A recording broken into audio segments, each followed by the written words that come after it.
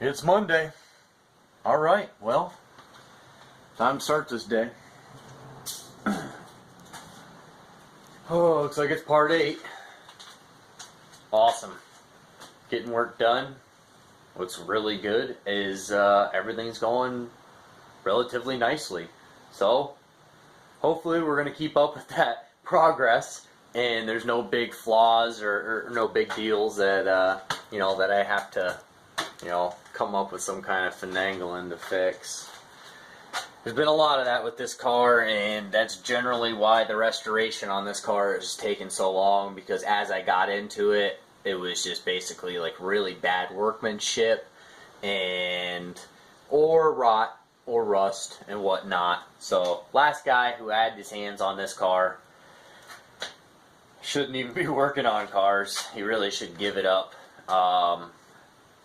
If you can't get it right after about 10 years of doing it,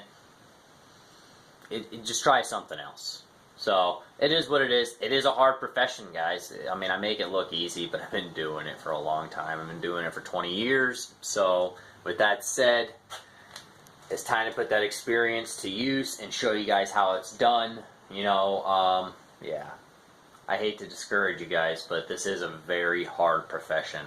It takes a lot of skill and time and effort to perfect it, and if you half-ass things and you aren't paying attention, then you shouldn't be in the field.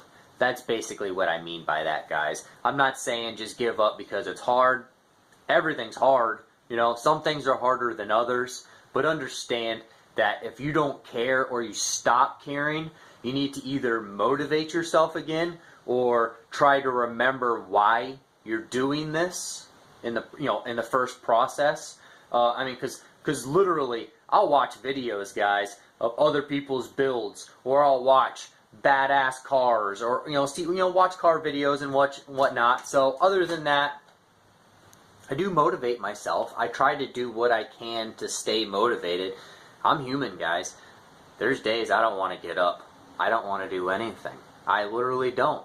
But when I get in here and I turn the lights on, you'd be surprised how much the mindset changes. The hardest battle is getting to do what you want to do. Everybody wants to do things, but the point is to actually do them.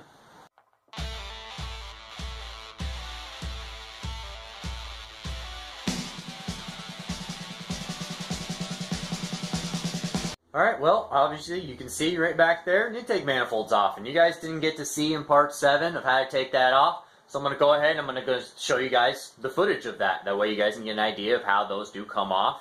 They're pretty relatively easy, guys, so don't be scared. And yeah, here it is. Alright, so now we're going to go around, we're going to unplug all the fuel rails, the injectors, and unplug the tumbler valve sensors, throttle body sensor, basically all the electronics that go to the actual intake manifold itself. And then we're going to go ahead and we're going to lift the intake manifold off. After we get that off, it's pretty relatively easy from there. From disassembly, take it all down, break it down, get it ready for paint. Simple, easy peasy pudding pie. Intake manifolds, they're simple. Most people ask the questions, how do you do rotated intake manifold setups? It's really just that simple. You just unbolt it and you turn it around and you run the piping to it, generally a front mount.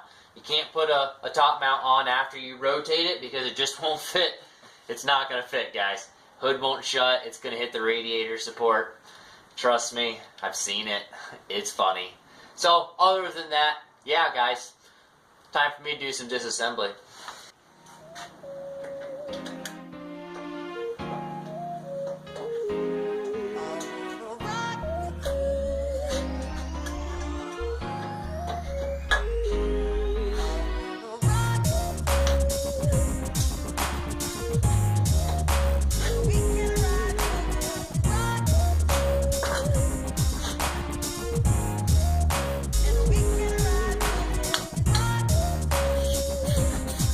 Guys, real quick, it's going to be the 12mm bolts that are going to hold on the intake manifold. There's going to be 2 in the center, just the same placement on the other side as well.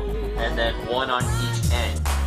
You take those off, you'll be able to lift this up off of the head, and yeah, for all you guys that are pretty relatively new, make sure you get all of the vacuum lines, and sorry I was drawing a blank there, and the fuel rails that are underneath, you know, those are going to be connected also as well, so make sure you're careful with those. The inlet turbo boot is usually connected right here, but in this instance they actually cut it, so that doesn't have to be disconnected, but normally it does, because that will actually be connected to the intake manifold. But other than that, it's pretty relatively easy, guys. Just lift up on it, you'll feel the pressure, and you can see with your own two eyes what is, you know, basically what's still connected.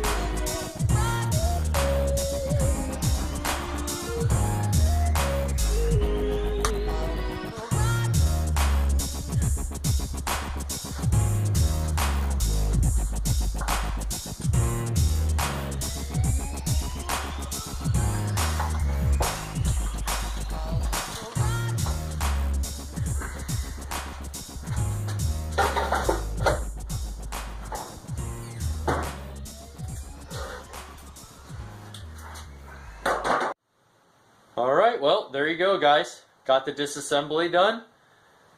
Got the intake manifold sitting over there. Got all the parts sitting aside. That way I can get them all degreased and whatnot, get them painted. Same as well as this. I'll get this all broken down. That way I can get this painted. And then my big bushel of parts that I've got to go through degrease, and then, yeah, get painted. So, we're going to do so. I say we. That's me, myself, and I. They're good workers. So, yeah. Looks like we're going to end this video right now. Alright, well, sorry guys, I did end part 7 pretty early. So, all that footage that you guys saw was actually like about an hour of footage. So, 45 minutes of footage or so. So, yeah, it takes a little while to edit it and go through it and whatnot. It doesn't seem like it would, but 45 minutes to an hour of footage actually takes longer than what you think. So, other than that, and with that said, it's time to degrease some parts, as you can see behind me. Let's go ahead and get that started for the day. I can get those clean, I can get them drip dried, and then what's really great is I should have them wheel tubs today. That's really awesome. So, it's definitely panning out to be a Monday fun day. I love Mondays. Most people hate them. I love them. It starts the week, guys. I mean, literally, what you do on Monday is going to affect your work week. Monday is the most important day, guys. You guys should strive to kill it on Monday. And that's why I call it Monday Fun Day. A lot of guys are, you know, Sunday Fun Day or whatever. I've heard that too as well. But honestly, people say it because it's sarcasm. You know, Monday Fun Day, oh man, I don't want to go to work.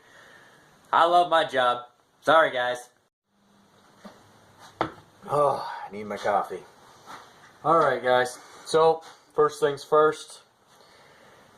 I gotta take apart this alternator. It's basically one of the main things of all these parts that I've got to degrease. And, yeah, I wouldn't suggest submerging an alternator underwater under any crude amount of degreaser or any liquid of that matter. Yeah. On that subject, if you were doing so, you're kind of defeating the purpose. You know, we're going to clean this up for oxidation, and really all you're going to do is promote that. It's just going to soak into the aluminum. Aluminum has pores. It absolutely is going to soak that degreaser up that you spray on this. So as I soak these and degrease these guys, a lot of times I don't even use degreaser, especially like this stuff here, this concentrate.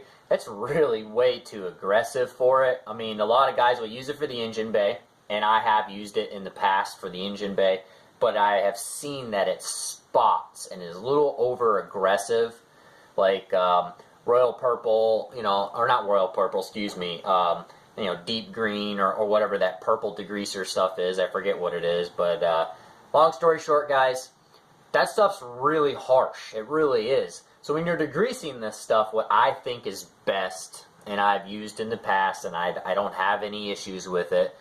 Dawn dish soap. It's probably the best grease cutter out there when it comes to actually taking like any kind of natural lubricant or any kind of unnatural lubricant, I guess I should say.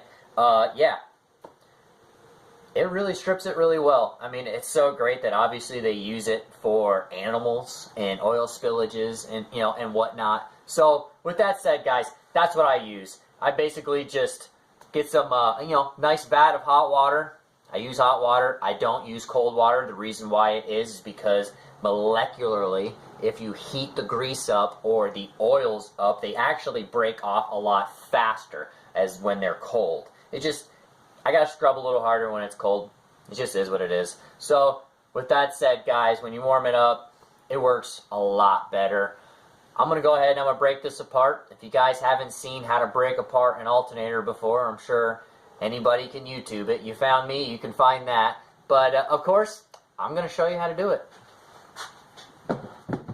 First things first, that pulley's in the way. We can't separate or do any of this, so we've got to remove the pulley, guys. We're going to have to refinish this pulley anyways. As you guys can see, it's a little bit of rusty and crustiness. So, yeah, I don't like that. I'm not going to put that on this engine and have that be the eyesore of the engine bay. First thing you look at. So we're going to go ahead and we're going to put a socket on here. We're going to bust it off. But here's the deal.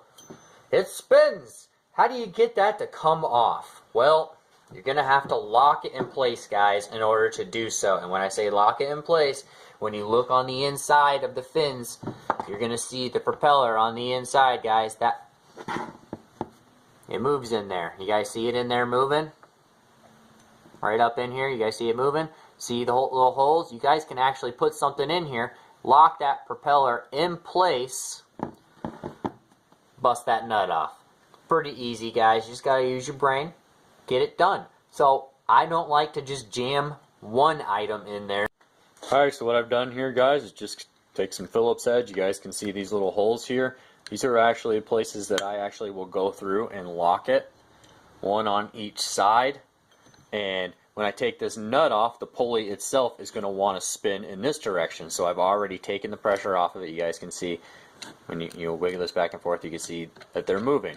Now, what you want to do is turn this all the way like it's going to, so you don't have these things shooting out at you at your face, basically, because you can't just hold these things and do this and hold the alternator all at the same spot. You can use a vise. Obviously, that's smart in this aspect right now, but I don't have my vise hooked up right now. So I'm just going to get this done real quick, show you guys how it's done. And obviously try and do it without hurting myself. Okay, guys, you ready? See how it wants to kick that thing right around? You got to be careful.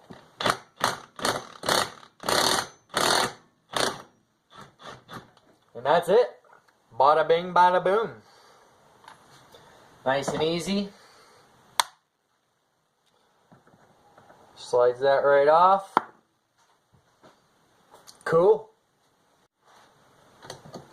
Alright, we're going to crack all the case bolts now. They're all 8mm all the way around. I've already cracked them and loosened them, so I'm just going to go ahead and remove the 4 right on the outsides here. Alright, so here's the important part that I like to share.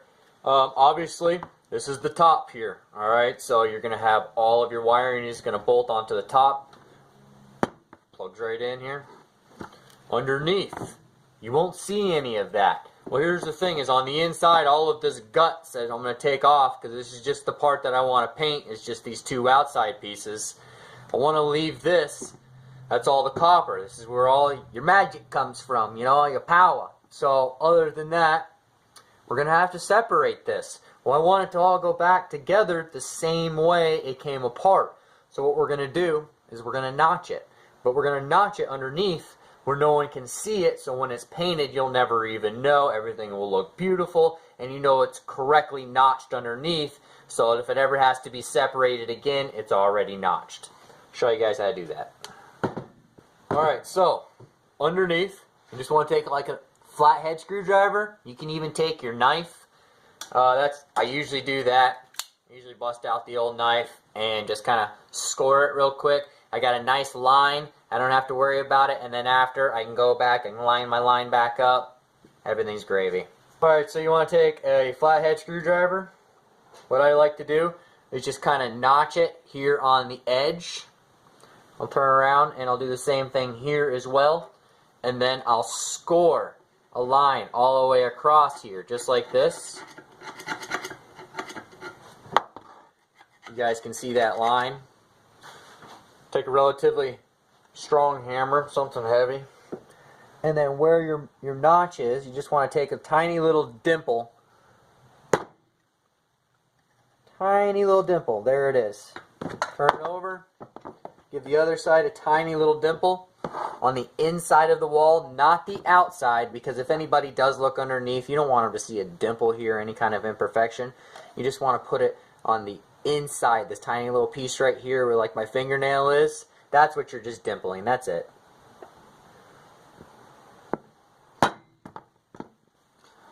You guys can see my line.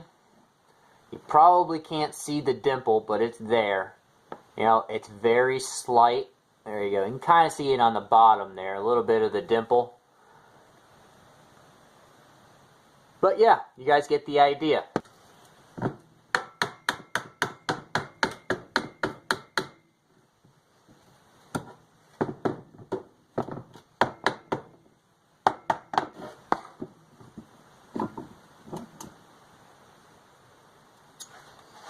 Okay guys, this is your guts, alright? I call it guts. It's like a clutch. It's going to build up on the inside. Right here, these are all your diodes and whatnot. This is all going to have friction on the inside. Much like a clutch. Except, it's for electricity. I like to go through here, take a nice little blowgun. 120 psi, you're not going to hurt it. 100 psi, whatnot. Blow all that crap out of there. And then I like to take some nice cleaner, maybe, you know, on a Q-tip, something like that, and clean all the diodes and whatnot. I can see that this is actually a pretty relatively clean one. It's got a little bit of oxidation, a little bit of rust in there, but it's actually really clean, as you can tell from the copper. It's pretty clean. So, I'm just going to go ahead and separate the other half of this, and yeah, get this thing painted. In order to take this off here, this actually goes back inside here. Yeah, it's not hard, guys. Alright, so, here we go, guys. I pulled it out. Pretty relatively easy. Inside here, there's going to be these like spring teeth right here. I don't know if you guys can hear me hitting on those. There's two of them. Now, you can't just slide all that cylinder back in there, and you're going to notice that. And don't panic. You're going to be able to put this back together, no problem. The only way to get those teeth to stay down while you slide the alternator section back in is from the actual back side itself. So when you're assembling this, you will put the front face and all the guts and everything connected to the front first, and then you will put on the back casing last. The main reason is, you see the center? You see that center is the backer. So from the back side, you'll reach through with your finger, push those teeth down, and then push the center cylinder here through this hole. Pretty easy, guys, but it just takes a little bit of finagling to get them to go back together.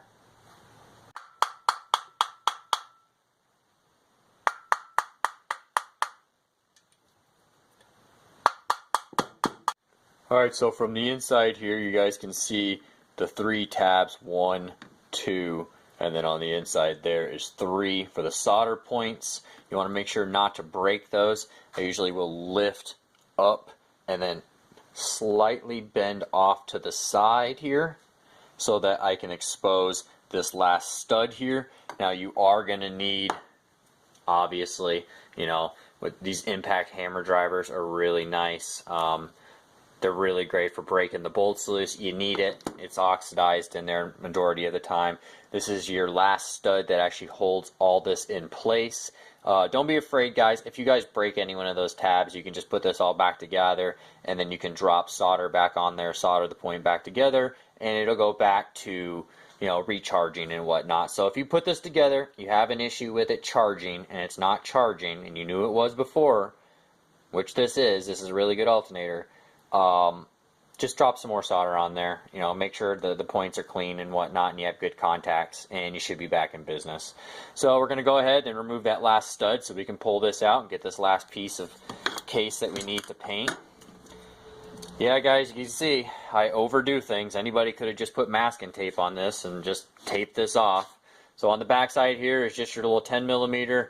I've already broken it loose, so I'm going to go ahead and take that off, and then yeah, we'll go from there. Comes off, you just kind of pry it off with a little flathead screwdriver. It's got little teeth on the inside there. It's kind of hard to see it, but you can actually see it pretty well on the stud itself. And then you just hammer that through. Pretty easy, nice and easy. Tap on it.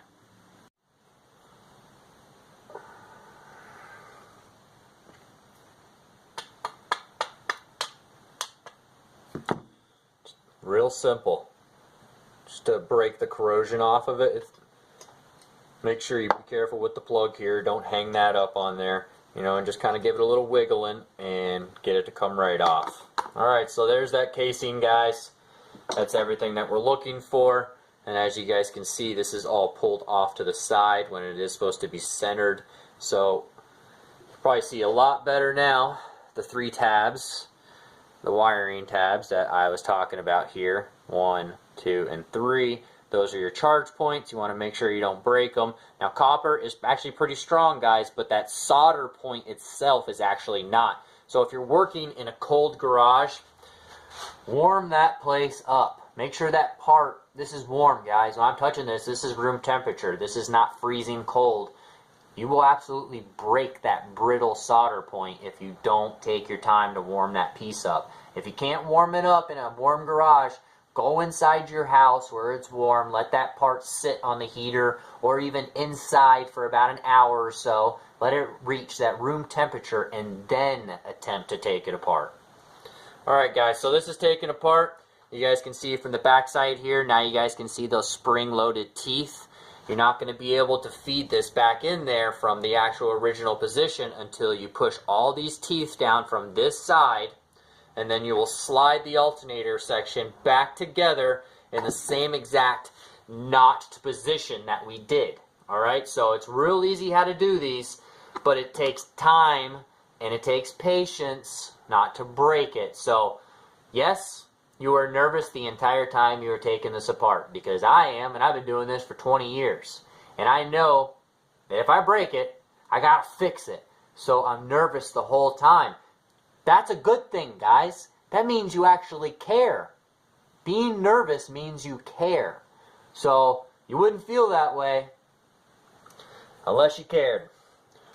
Alright, guys, so now all we gotta do is bust off these 4 Phillips head screws. We'll be able to pop off this last little section, push the thread through, or the actual shaft through, and yeah, we can set it off to the side. We can start cleaning this and get it done. You know, again, like I said, guys, anybody could have just masked this off and been done with this, but I don't like that. The fact that it was taken apart and done right, and it's documented. So, yeah, nobody can say I didn't do it right. Houston, we have a problem. Well, this kind of sucks. They're not breaking loose. Can't get them to come loose, and actually just on the very first whack, I stripped one of them. Figured, well, maybe that was a fluke. I moved on to the next. I stripped that one too on the first whack. They're really, really embedded. Obviously, this alternator has never been taken apart, and I have previously experienced encounters like this as well.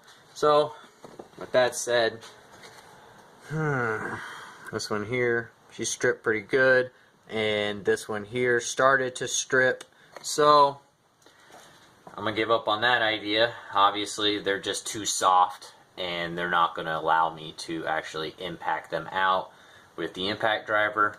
So guess what I got to do? I got to drill the heads of those off, because I got to get that cover off. You know, I can't just half-ass it. What am I going to do, shove tape in there? So that would kind of defeat the purpose of taking this apart. We'll drill the heads off of those. We'll drill the little bolts out of the holes, rethread it, put 4 new hardware in there, and then be done with it. But at least now I can get this degreased. All I gotta do is just pop those heads off. We'll drill those heads right off, take a drill bit right in the dead center. I'm gonna run a 1/8 inch drill bit through it, real simple, and then I'm gonna see if I can pop that head off.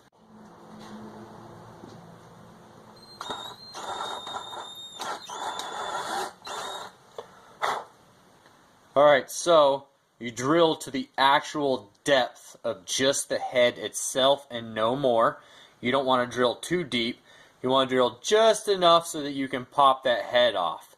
Now, right now, I'm going to take a spot weld drill bit and just go around that and pop just the head off like a spot weld. This is a spot weld drill bit. As you guys can see, it's got the center.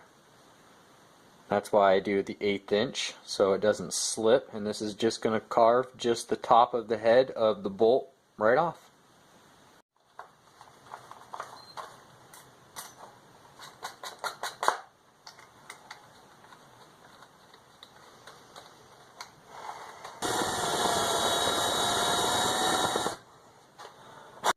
Alright, as you can see, I'm about halfway through. You guys can get the idea of how this works. It's just going to trim it down until it doesn't exist anymore. You're just going to go slowly, watch it until the head disappears, and then once you do that, you move on to the next one, and then you'll be able to slowly separate this and pop it right back off. Alright, pop the head right off after you drill just the top of it off. Real easy. Careful not to break or damage into the alternator casing itself. Move on to the next. Got them all done. Now, should be able to break this loose and get this off.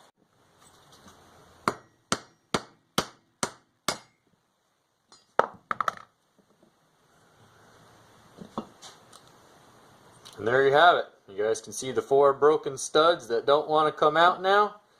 Well, guess what? We're going to try and get them out eventually. But for now, I got that press bearing out. Obviously, guys, you're going to have to press it back in there. It's not hard. I can show you how to do it as like a backyard press if that's what you guys are looking for. Something with like a bottle jack or something like that. I can show you guys. It's real simple, but yeah, we'll do that when it comes time to assembly. But yay! We got it all done. Time to paint this beast. Well, I'm getting a little ahead of myself. Time to degrease this beast. And yeah, obviously she's dirty, so we'll clean that up. We're going to start setting some stuff aside. I'm going to wrap these diodes up and the guts of the actual alternator itself. Get those all plastic wrapped. I don't want them getting wet and whatnot. But with that said, I guess it's just time to do a bunch of cleaning. Well, I'm inside now.